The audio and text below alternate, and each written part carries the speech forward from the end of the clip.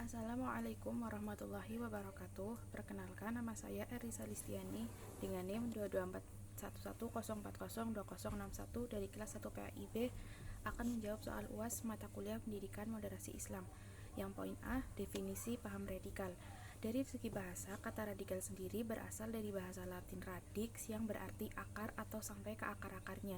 Radikalisme merupakan suatu sikap berlebihan yang dimiliki oleh seseorang atau suatu kelompok yang kebanyakan dari mereka dalam hal agama, yang menginginkan suatu perubahan secara total sampai kepada akar atau secara mendasar, dengan melakukan kekerasan dan aksi-aksi ekstrim.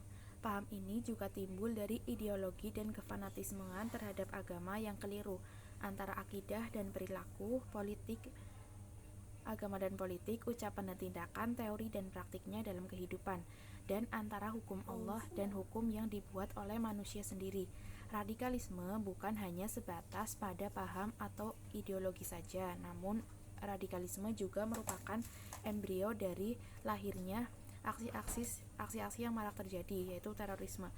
Kedua, indikator adalah tanda-tanda terpapar radikalisme. Indikator seseorang yang terpapar dari radikal bisa dikenali dari beberapa ciri, berupa tindakan mereka yang dapat terlihat, yaitu 1. Intoleran, di mana ia tidak mau menghargai perbedaan dari apa yang dipikirkannya dan dianut olehnya, baik itu persoalan pendapat maupun keyakinan.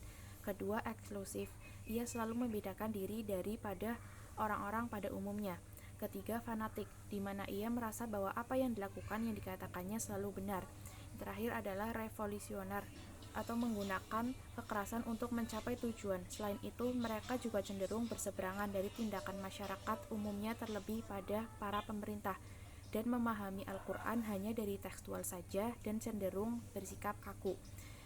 Yang poin C, implikasi radikal terhadap kehidupan beragama dan berbangsa. Aksi radikalisme menyebabkan kerugian bukan hanya pada masyarakat lingkup kecil, namun hampir seluruh lapisan masyarakat dapat merasakan dampak buruk dari yang ditimbulkan. Diantaranya adalah aksi terorisme misalnya. Selain dapat menyebabkan hilangnya nyawa seseorang, aksi ini juga dapat menimbulkan keresahan, juga ketakutan kepada masyarakat. Lebih lanjut, bisa juga menimbulkan sebuah konflik vertikal maupun horizontal dalam masyarakat.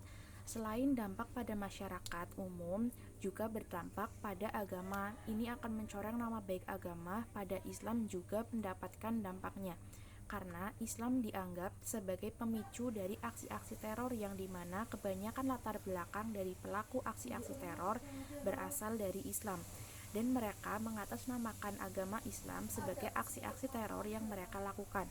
Selain itu, hal ini dapat menjadikan citra Islam terhadap masyarakat non-muslim itu buruk.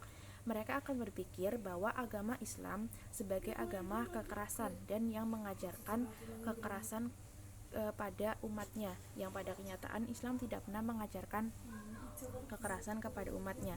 Yang poin D, deskripsikan konsep pendekatan persuasif dalam menghalau gelombang radikalisme. Konsep dari pendekatan persuasif sendiri dapat diartikan dengan mengubah cara pandang radikal yang negatif dan membujuk serta mengajak dengan cara yang tulus, yang halus tanpa paksaan, dan membangun daya tahan dan juga daya tangkal. Terdapat beberapa cara dan upaya yang dapat dilakukan dalam menghalau gelombang radikalisme ini, yaitu dengan melalui cara pendekatan persuasif ini, diantaranya merangkul jika terdapat salah satu orang yang dikenal maupun suatu individu yang sudah mulai terpapar dari paham radikalisme ini. Dapat juga dengan menghadirkan tokoh-tokoh agama dan para narasumber dari mantan-mantan pelaku radikal, ataupun juga para tokoh-tokoh masyarakat. Yang kedua, memberikan pengukuhan agama kepada para siswa di lembaga pendidikan melalui guru agama untuk mencegah paham ini masuk, atau dengan memberikan penyuluhan tentang bahayanya paham radikal yang pada lembaga-lembaga masyarakat maupun pendidikan, dan memberikan ajaran agama dengan cara damai, santun, dan toleransi. Poin E, deskripsikan proses pendidikan represif dalam menghalau gelombang radikalisme. Pendekatan represif sendiri adalah pendekatan atau metode yang dilakukan setelah terjadinya penyimpangan sosial melalui pengendalian sosial.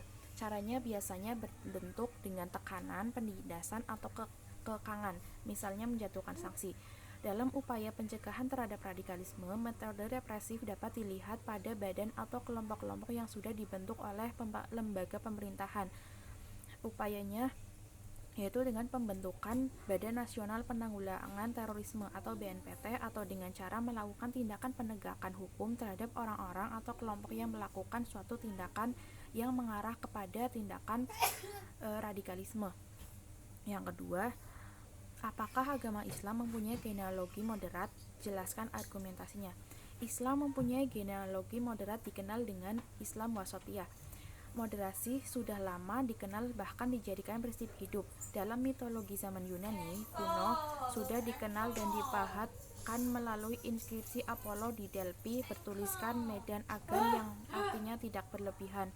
Dalam Islam wasatiyah, moderasi Islam muncul di Indonesia sering dengan gelombang pembaharuan pemikiran Islam. Pada awal abad ke-19 di Timur Tengah, organisasi yang menjadi ikon bagi pembaharuan Islam ini ialah organisasi Muhammadiyah, di mana organisasi ini ialah salah satu dari ormas yang menerima dan mengembangkan pembaharuan tersebut. Mulai pada tahun 1970-an muncul banyak suara yang menyerukan arti penting dari pembaharuan pemikiran Islam. Gerakan intelektual ini dipelopori oleh orang yang memiliki latar belakang tradisionalis. Sampai pada saat lahir banyak tokoh yang memperjuangkan Islam moderat sampai pada dua golongan, yaitu NU dan Muhammadiyah, yang menjadi golongan dengan yang terbesar di Indonesia. Ketiga, deskripsikan regulasi terkait moderasi beragama Islam di Indonesia. Moderasi beragama dibentuk sebagai tindak lanjut dari keputusan Presiden tentang Peraturan Presiden atau Perpres nomor 18 tahun 2020 tentang perencanaan jangka menengah nasional atau RPJMN dari 2020 sampai 2024, yang mengamanahkan kepada Kementerian Agama sebagai leading sektor implementasi penguatan moderasi beragama. Secara konstitusional, penguatan moderasi beragama memiliki landasan hukum yang kuat karena undang-undang telah menegaskannya, yaitu dengan menjamin kemerdekaan kepada tiap-tiap agama dan kepercayaan masing-masing. Begitupun dalam moderasi Islam, masing-masing dari umat manusia, terutama umat Islam, mempunyai hak untuk mendapatkan kedamaian dan kerukunan dalam beribadah dan berinteraksi serta bertoleransi dengan orang lain. Poin 4, deskripsikan urgensi matkul PMI yang saudari rasakan. Dalam mata kuliah PMI ini, saya merasakan bahwa matkul ini sangat penting dipelajari karena sikap moderasi ini sangat penting dimiliki oleh setiap umat beragama, terutama dalam agama Islam. Dalam mempelajari moderasi Islam ini, kita sebagai umat Islam menjadi tahu bahwa terdapat sebuah keberagaman dalam satu agama, yaitu Islam. Selain itu, sikap toleran juga sangat dijunjung. Dalam mempelajari moderasi Islam ini tidak hanya dalam keberagaman di dalam agama Islam, tetapi juga keberagaman agama di luar sana. Juga dari diri kita sendiri mengembangkan sikap toleran dengan menurunkan ego klaim kebenaran terhadap ajaran yang kita anut, dan agar kita tidak mudah untuk mengkafir-kafirkan suatu kelompok. Manfaat lainnya ialah menjadikan kita rukun, damai, dan saling menghargai terhadap perbedaan kelompok di dalam agama Islam. Dapat juga bagi diri kita mengembangkan sikap-sikap terkait dengan nilai-nilai Islam moderat yang sangat ditonjolkan dalam moderasi, yaitu tasamu atau toleransi, tawazun atau keseimbangan, al-adil atau ta'adil, dan tawasud atau sikap tengah-tengah. Selain dari itu, masih banyak urgensi-urgensi dari matkul PMI ini. Sekian, terima kasih. Wassalamualaikum warahmatullahi wabarakatuh.